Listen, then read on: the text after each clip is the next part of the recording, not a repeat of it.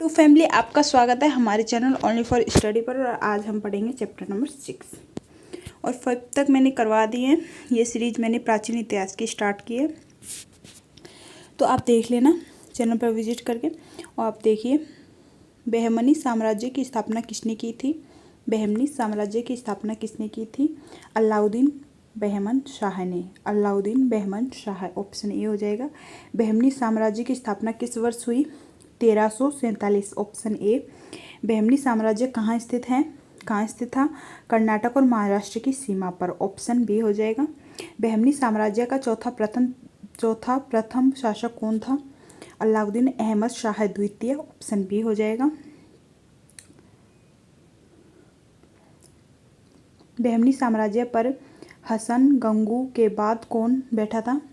मोहम्मद शाह प्रथम बैठा था, ऑप्शन बी हो जाएगा। बहमनी साम्राज्य का पहला युद्ध किसके विरुद्ध हुआ था? विजयनगर साम्राज्य के विरुद्ध, ऑप्शन बी हो जाएगा। निम्नलिखित में से किस शासक ने मुसलमानों को स्थायी रूप से बसने के लिए आमंत्रित किया था?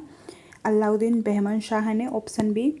बहमनी साम्राज्य के किस शासक ने अपनी राजधानी गुलबर्गा से हटाकर बीदर स्थानांतरित की थी? शहाबुद्दीन अहमद प्रथम।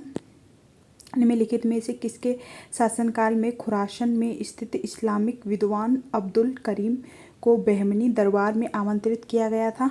ऑप्शन सी हो जाएगा, महमूद गवान। निम्नलिखित में से किसके एक प्रशासनिक समिति का गठन किया था? निम्नलिखित में से किसने प्रशासनिक समिति का गठन किया था? महमूद गवान ने, ऑप्शन सी हो जाएगा। मोहम्मद शाह तृतीय ने ख्वाजा मोहम्मद गवां को अपना प्रधानमंत्री नियुक्त किया था और उसे कौन सी उपाधि प्रदान की थी?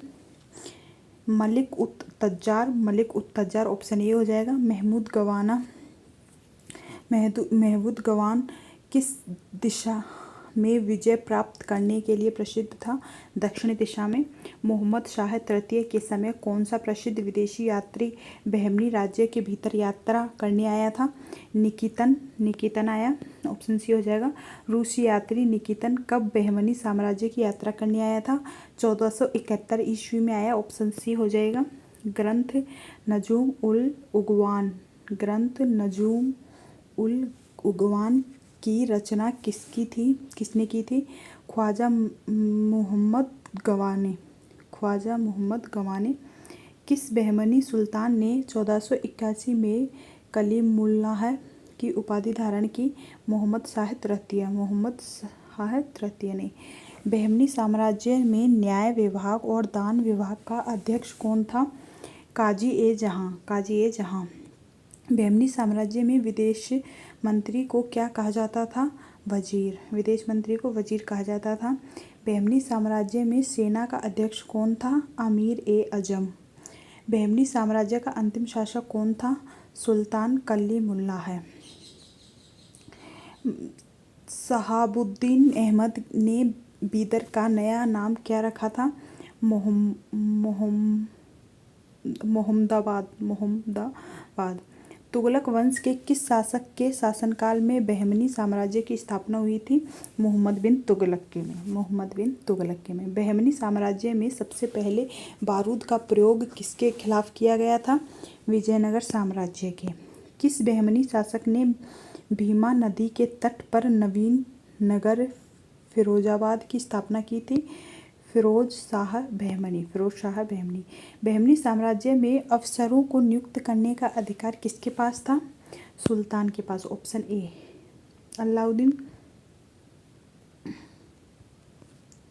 अलाउद्दीन अहमद शाह द्वितीय ने महमूद गवान को किस उपाधि से सम्मानित किया था? ख्वाजा ए जहां। बहमनी साम्राज्य के इतिहास में मलिक ए मौला उपाधि किसके लिए प्रसिद्ध थी? कुतुब उल मुल्क। बहमनी साम्राज्य में शिक्षा के क्षेत्र में महत्वपूर्ण योगदान किसके द्वारा दिया गया? महमूद गवान के। बहमनी साम्राज्य में प्रांतों को किन किन नामों से जाना जाता है? बीजापुर, अहमदनगर, बीदर, गोलकुंडा।